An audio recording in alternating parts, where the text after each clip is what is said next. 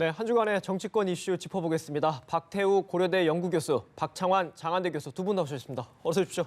안녕하세요.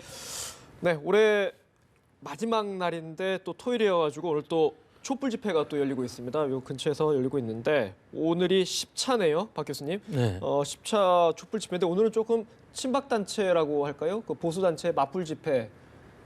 현재로서는 보수 단체 맞불 집회가 좀 이루어지고 있고 좀 저녁이 되면 아무래도 이제 젊은 층을 중심으로 퇴진 촛불 집회가 좀 본격화할 것 같은데 오늘 상황 좀 정리 좀 해주시죠. 오늘이 10차 아닙니까? 예. 벌써 저희들 10월 29일 날 1차 촛불 집회. 아마 촛불 집회가 그 당시에 주최 측이 3만이라고 시작했어요. 네. 경찰 측은 그 당시 1만 2천 명 추산한. 그게 지금 12월 24일 9차 때는 주최 측은 70만이라고까지 이야기하는 이런 숫자가 이제 약간 경찰 측하고 차이는 있었습니다만은 경찰 측은 5만 3천이라고 하고 아무튼 엄청난 국민들이 나와서 그동안의 최순실 농단 사건에 대해서 진실을 밝힐 것을 요구하고 그렇게 하고 있는 겁니다. 그러다가 이제 아시다시피 이제 그 맞불 집회 형식으로 애국 단체들이 이제 또 중심이 돼서 또 많은 수의 지금 애국단체 회원들이 나와서 지금 같이 집회를 하고 있어요. 그래서 하나의 두 개의 흐름이 이렇게 지금 맞닥뜨리고 있는데 저는 촛불 집회야 당연히 지금 현 정권의 실정에 대해서 진실을 규명하라는 그 목소리 매우 소중하고 또 그렇게 지금 제도적으로 지금 현재에서 또 특검을 통해서 국회에 국조로 가고 있는데 또 다른 하나의 흐름 애국 단체에서는 그러한 거에 대해서 조금 다른 그런 의견을 내고 있는데 그러나 이제 깊이 보면은 역시 그들도 나라를 생각하는 그런 마음으로 혹시나 왜곡된 게 있고 또 과장된 게 있으면 바로 잡아야 된다 이런 우려를 좀 나타내고 있다. 그래서 저는 이 두 집회가 다 의미가 있고 나라를 걱정하는 마음에서 하는 거기 때문에 우리가 폄하하거나 그렇게 하면 안 된다. 다 소중하다 이렇게 느껴지고 있습니다. 매주 보면 저희 보수 단체의 맞불 집회 규모가 조금씩 이제 늘어나는 추이가 있는 것 같고 오늘도 대한문 앞에 시청학 광장에서 많은 분들이 모여 있습니다. 그런데 절대 규모를 보면 어쨌든 간에 최대 포인트는 퇴진 촛불 집회 쪽에 맞춰질 텐데 오늘 1,000만 명을 찍을 수 있겠다 이런 얘기까지 나오고 있어요. 어떻게 전망하세요? 네, 사실 지난번 촛불 집회 때 이제 다소 이제 참여 인원이 좀 적었죠. 촛불의 피로도가 조금 느껴지는 또 네. 연말에 송년 모임이라든지 가족 모임이라든지 다 하나도 안 되고 있다가 이제 지난주에는 좀 이루어진 것 같습니다. 근데 오늘 상당히 의미가 있는 송방영신 이렇게 보냈어요. 이 집회의 화두인데 헌법재판소의 판결을 기다리고 있는 상황 아닙니까? 네. 근데 조기 탄핵 결정을 좀 인용을 해달라 이런 요구로 오늘 그렇죠. 이제 밤새워서 이제 그 집회를 하는 모임인데 오늘 드디어 이제 연인원 1,000만 명을 돌파할 것으로 예상이 되고 있습니다. 대한민국 역사상 아니 단군 이래 최대 인파가 길거리로 나왔다라고 얘기를 하는데 2016년 이 병신년 한 해를 올 한해 정말 많은 일이 있었지 않습니까? 특히나 촛불의 애초의 시위가 박근혜 퇴진이었습니다. 대통령 퇴진이었기 때문에 이 마지막 날 그 퇴진의 그런 그 촛불 집회의 본연의 그런 목소리를 헌법재판소에 그대로 전달하는 네. 그런 어떤 그 집회로 마무리가 될 것으로 보이고요. 이 연인원 1,000만 명의 기록 글쎄 앞으로 다시 이런 일이 있을까 싶을 정도로 네. 상당히 의미 있는 그런 그 집회다 이렇게 평가할 수 있을 것 같습니다. 주최 측 집계긴 합니다만 어쨌든 오늘이 또 안 그래도 원래 제야의 종을 보기 위해서 많은 인파가 나오기 때문에 거기 합산되면 좀 넘을 수도 있지 않을까. 어떻게 보면 숫자보다는 그 의미가 정치 의미가 좀 중요하다 이렇게 볼 수 있을 것 같은데 내일부터 새해인데 박태 교수님. 네. 새해도 아무래도 주말마다 촛불 집회는 계속 될 것 같아요. 촛불 집회랑 맞불 집회 같이 될 것 같은데 결국 이제 헌재가 언제 심판 결정을 내리느냐 아니겠습니까? 좀 빨리 하겠다 이런 기류인데 어떻게 좀 전망하세요? 시기를 좀 예측하신다면. 그래서 박헌철 헌재소장께서 말씀하셨어요. 이제 신속하게 하겠다. 왜냐하면 국론 분열이 이제 심각하고 주말마다 이렇게 양측 진영에서 헌재에 대해서 의견을 내고 이런 상황이 너무 길어지면 안 좋겠다는 겁니다. 그래서 지금 그렇게 모든 거를 5가지 캐테고리로 정리하고 빨리 진행하고 있잖아요. 그래서 내달 3일에는 첫 번째 이제 변론이 시작되는데 네. 그때부터 이제 재판관 9명이 전부 참석해가지고 본격적으로 합니다. 그러나 이제 대통령이 만에 하나 그때 불출석을 하는 경우에는 그날은 큰 의미가 없을 것이고 5일날 2차 변론 때는 알다시피 이제 이재만 안봉근 씨, 그다음에 윤전추, 이영선 전 청와대 행정관 이때부터는 이제 제가 보기에 본격적으로 직권남용 권리행사 방해 쪽으로 이제 맞춰가지고 심의가 시작될 것이다. 특히 이재만 안봉근 전 비서관은 박근혜 대통령을 20년 이상 보좌한 측근으로서 국정농단에 대통령의 지시나 혹은 묵인이 있었는지 이런 부분을 집중적으로 확인할 것이고 윤전추 이영선 행정관은 공무원으로서 민간인이었던 최순실 씨를 옆에서 이렇게 돕고 말이죠. 수행하고 이렇게 한 것에 대해서 과연 그것이 옳았는지 또 어떻게 그런 일들이 있었는지 이런 것에 대해서 권한남용 부분에 대해서 분명한 좀 진실을 가지면서 본격적인 변론이 시작되는 1월 5일 저는 기대를 하고 있습니다. 네. 1월 30일 박헌준 소장 퇴임 이전에 결론이 날 가능성은 있다고 보세요? 저는 그거는 다소 무리가 있다고 어렵다? 봅니다. 그렇지 않아도 이제 1월 31일 날 퇴임이고 이정미 재판관이 3월 13일인데 제가 보기에는 이게 이제 아무리 5가지로 이렇게 추격해가지고 신속 재판을 한다고 그래도 물리적으로 그런 거를 증인을 갖다가 이렇게 대질 신문하고 또 이쪽 방어하는 쪽에 변호인들의 논리가 있잖아요. 거기에 답을 하고 하다 보면은 그거는 좀 무리가 아닌가 저는 싶어지네요. 예, 한 2월 말이나 3월 초 그 정도로 보면 되겠습니까? 애초에 이제 사실 그 탄핵에 반대하는 입장에서는 뭐 6개월도 갈 거다 그런 평론가들이나 분석들도 많았습니다. 근데 헌법재판소의 지금 뭐 신속 이 재판 이걸 보면은 그렇게까지는 갈 수가 없는 상황인 것 같고요. 지금 일주일에 2번씩 변론이 열리는 거 아닙니까? 그렇게 따지면 늦어도 2월 말 3월 초에는 헌법재판소의 결정이 내려지지 않을까. 그렇게 되면 대선의 시계도 4월 달, 5월 달 이 정도. 5월 달은 넘어가지 않을 듯 그렇게 상황이 이어질 것 같습니다. 4월 말이나 아니면 5월 초, 그 정도가 될 수 있겠네요. 자, 어쨌든 뭐 내일부터 새해가 되면은 모든 관심이 아직 헌재 결정은 안 났습니다만 조기 대선 레이스로 가지 않겠습니까? 지금 대권 주자 얘기를 조금 해보겠습니다. 왜냐하면 어제 반기문 유엔 총장이 오늘 이제 12월 31일 뉴욕 현지에서 마지막 행사를 하면 공식적으로 임기가 끝나고 내년에 귀국하지 않습니까? 좀 1월 달 전국 흐름을 좀 어떻게 전망하십니까? 상당히 가파르게 가지 않겠어요? 아까 우리 박 교수님도 말씀하셨듯이 헌재에서 빠르게 지금 결론을 낸다고 그러니까 대선 주자들도 지금 발걸음이 매우 바빠졌고 마음도 지금 조급합니다. 사실 대통령 선거라는 것이 과거에는 최소한 한 1년의 시간을 가지고 이런저런 준비 다 하고 검증도 받고 그랬는데 이번에는 빠르면 말 3, 4개월 안에 모든 걸 끝내야 되는 벼락치기 대선이 될 확률이 좀 있다 보니까 굉장히 좀 마음이 좀 바빠지고 있어요. 특히 반기문 총장이 귀국하는 내년 1월 중순부터는 모든 시기가 더 빨라질 것이다. 그래서 지금부터 들어오기 전에 벌써 야권에서는 좀 검증을 시도하겠지 않습니까? 그것이 뭐 헛소문인지 사실인지는 나중에 여러 가지 이제 검증 장치를 통해서 밝혀지겠습니다만은 하여튼 지금 견제가 벌써부터 이렇게 시작되고 건전한 정책 대결보다는 벌써부터 우리 고질병인 흑색 선전이라든지 이러한 또 인신공격적으로 이렇게 흐르는 것 같아가지고 상당히 좀 안타까운 면이 있어요. 그러나 이제 대통령 선거는 아무튼 국민들이 원하는 방향으로 모든 걸 검증을 해주고 또 잘못된 부분을 이렇게 좀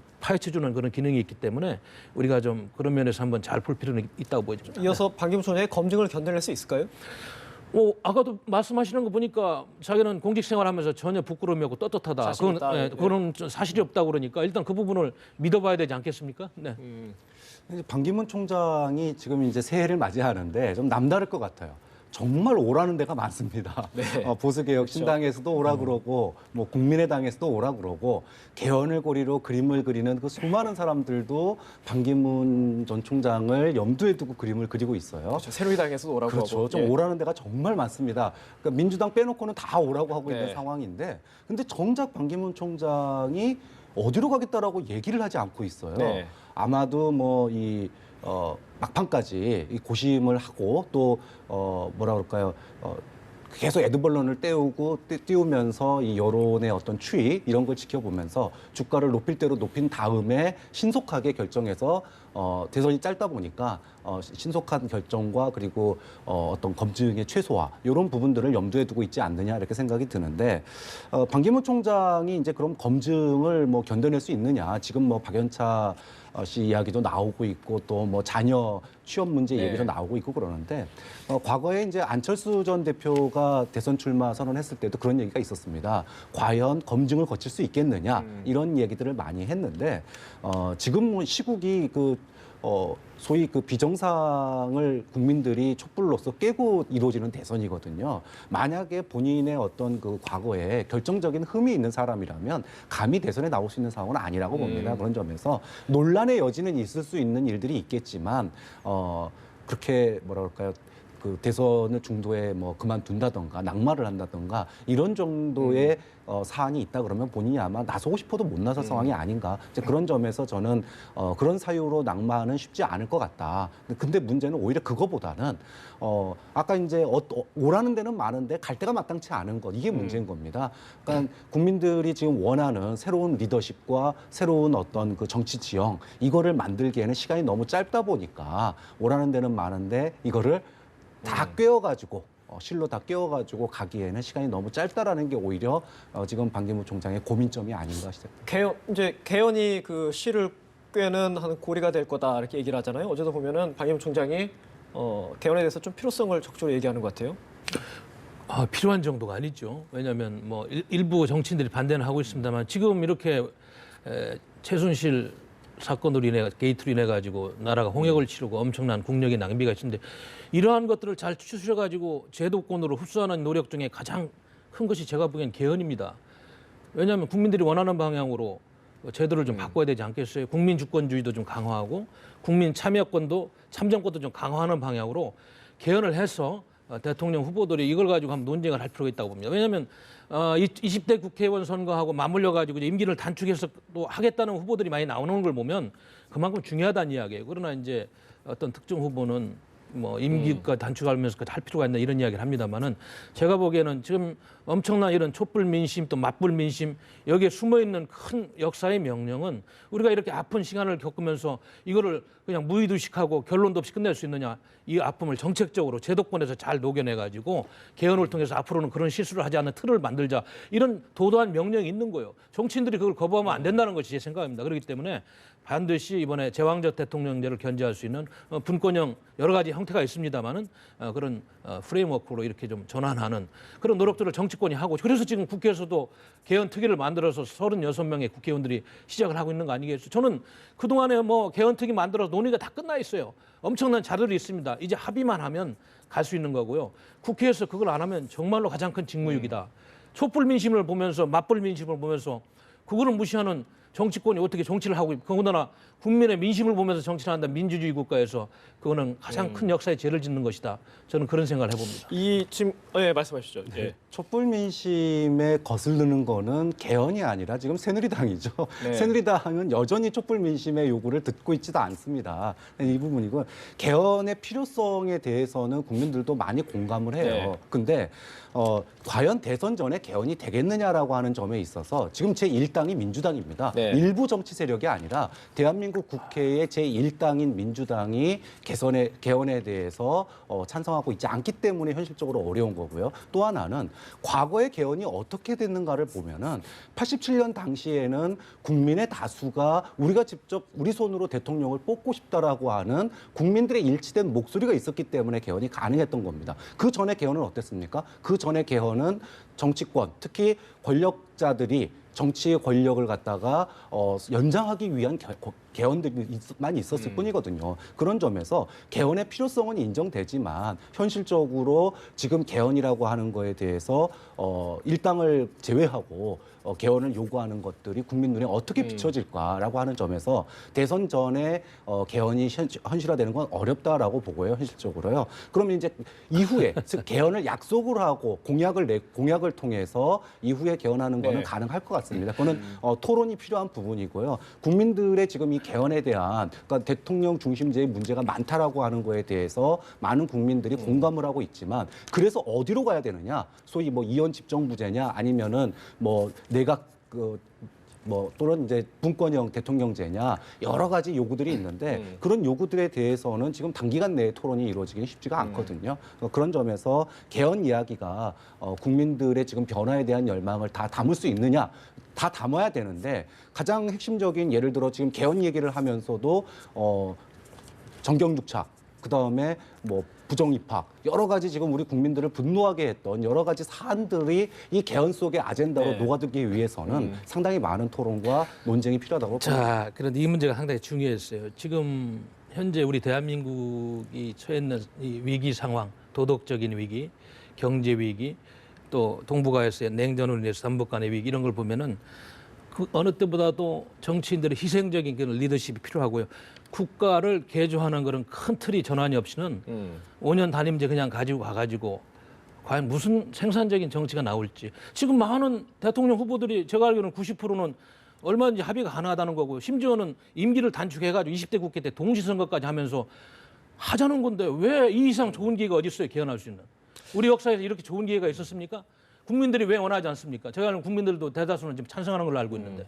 그렇기 때문에 이 좋은 기회를 정치인들이 사익을 버려야 돼요. 국가 이익이 어디든지 큰 역사를 생각하면서 이 기획을 녹여내가지고 만들어내서 선거를 치르면 우리가 촛불 민심, 맞불 민심에서 국력을 낭비한 것을 소중하게 정책적으로 좀 만들고 결론을 낼 수 있는 어떤 결과물을 얻어내는 그런 중요한 그게 하나의 개헌 구조다. 그래서 개헌은 반드시 해야 된다는 것이 제 생각입니다. 그 이렇게 개헌이냐 호언이냐 어떻게 개헌 전국으로 흐르게 되면은 어떻게 보면 이것은 여권에서 은근히 기대하는 부분이기도 하고 문재인 전 대표를 좀 압박하는 요인이 될 수도 있거든요. 맞습니다. 그렇다면 만약에 문재인 전 대표가 현실적으로 시기적으로 어렵다면 대선 공약으로 내려올 가능성은 없겠습니까?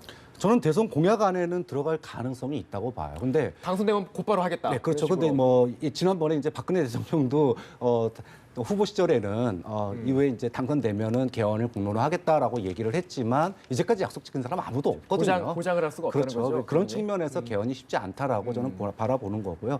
지금 이제 늦어도 넉 달 뒤면은 대선입니다. 근데 두세 달 안에 개헌을 해야 한다라고 하는 거에 대해서는 국민 다수가 찬성을 하지만 어떤 개헌이 되어야 되느냐라고 하는 아젠다를 갖다가 모으는 데 있어서는 너무나 촉박하다라는 거죠. 그런 점이 지금 개헌을 힘들게 만들고 있는 점이고요. 또 문제는 개헌을 하자라고 하는 사람들의 핵심이 누구냐 하면 기득권을 놓친 사람들이에요. 즉 친박이나 친이나 뭔가 새로운 판의 변화를 정치판의 변화 그리고 어떤 지지율의 변화를 노리는 사람들이 요구를 하고 있는 겁니다. 그러다 보니 가장 많은 지지율을 받고 있는 측이 이걸 받아들일 수가 없는 거죠. 그러니까 개헌의 현실성은요. 국민들이 원하고 있고 정치권 다수가 합의할 때만이 개헌이 이루어질 수 있는 거예요. 필요성은 그 전부터도 87년 체제가 이미 오래됐다라고 하는 거에 대해서는 많은 사람들이 동의를 하고 있습니다. 하지만 이 두 개가 조건이 충분히 합의가 돼야지만이 개헌이라고 하는 게 이루어질 수 있다는 측면에서 이번은 아니다라고 생각합니다. 어쨌든 뭐 개헌이 됐든 뭐가 됐든 간에 크게 보면은 대선 전국이 지금 반기문, 문재인 양자 구도로 가는데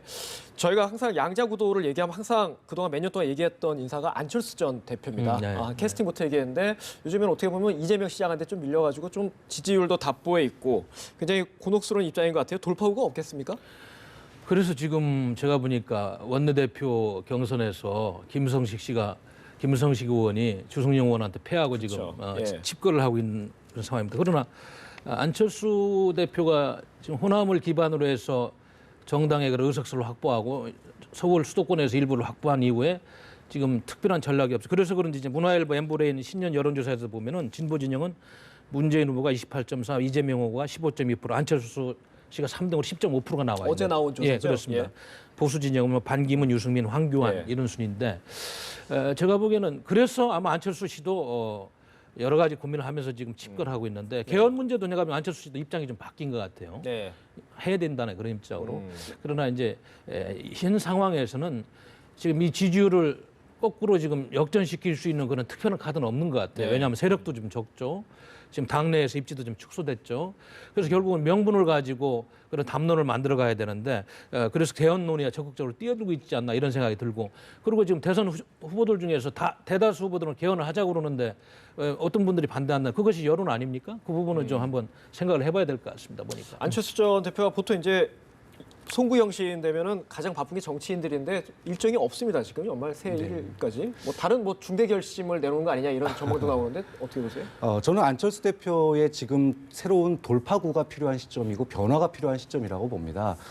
사실 국민의당도 그렇고 안철수 전 대표도 그렇고 이번 탄핵 정국에서 가장 어떻게 보면은 뭐라 그럴까요? 주가를 올려야 될 때 주가가 떨어지고 있는 네. 현실이거든요. 이런 상황이 지금 좌우로부터 공격을 받고 있어요. 좌쪽으로부터는 탄핵을 빨리 실시하는 거에 대해서 민기적거렸다라고 하는 측면에서 좌쪽으로부터 공격을 받고 그 공백을 이재명 시장에게 내줬고요. 우측은 소위 새누리당에서 탈당한 개혁신당으로 개혁 보수신당에게 또 우측을 내주고 있습니다. 그러다 보니 지금 오갈 데가 없는 신세가 되고 있는데 안철수 전 대표가 가장 지지율이 높았을 때가 언제냐? 자신을 희생해서 박원순 시장을 당선시킬 때 그때가 정말 기록적인 지지율을 서울시장 재보선 때 그렇죠. 말씀하신 그때를 거죠? 예. 그때 이후에 지금 이제 계속 내리막길인데 저는 안철수 전 대표가 초심으로 돌아갈 필요가 있다고 생각해요. 그러니까 그 동안에 뭐 후보 단일화도 해봤고 그다음에 신당 창당도 해봤고 합당도 해봤고 또 신당 창당도 해봤는데 안철수 전 대표가 초심으로 돌아간다면 어떻게 보면은 이번 대선이 아니라 다음 소위 뭐라 그럴까요? 야권 지지층이 가장 원하는 거는 정권 교체거든요. 그러니까 정권 교체에 힘을 실으면서 어떤 정권 교체를 할 거냐는 쪽에 포인트를 두고 자신이 과거에 박원순 시장을 밀었던 그런 초심으로 돌아간다면 저는 안철수 전 대표에게 미래가 없는 건 아니다라고 생각합니다. 근데 제가 보기에는 안철수 전 대표는 지금 구상하는 구도가 더불어민주당과 하는 구도가 아니에요. 박지원 원내대표하고 제3지대에서 지금 텐트를 만들어서 새누리당에 뭐 친박이 없어졌습니다만 뭐 친박계 하고 이제 더불어민주당에 친문계를 뺀 나머지 세력하고 연대해서 어떻게든 권력 분산 구도로 가가지고 많은 분들을 끌어들여서 정권을 만들어 이것이 이제 안철수의 고민이고 안철수 대표가 지금 직거하면서 어떻게 행동을 해야 되는지 지금 전략을 짜고 있는 그런 큰 구도다. 저는 그렇게 보여지네요. 보니까. 네, 알겠습니다. 오늘 대화 여기까지 하도록 하겠습니다. 지금까지 박태우 고려대 연구교수, 박창환 장한대 교수 두 분과 말씀 나눴습니다. 말씀 고맙습니다.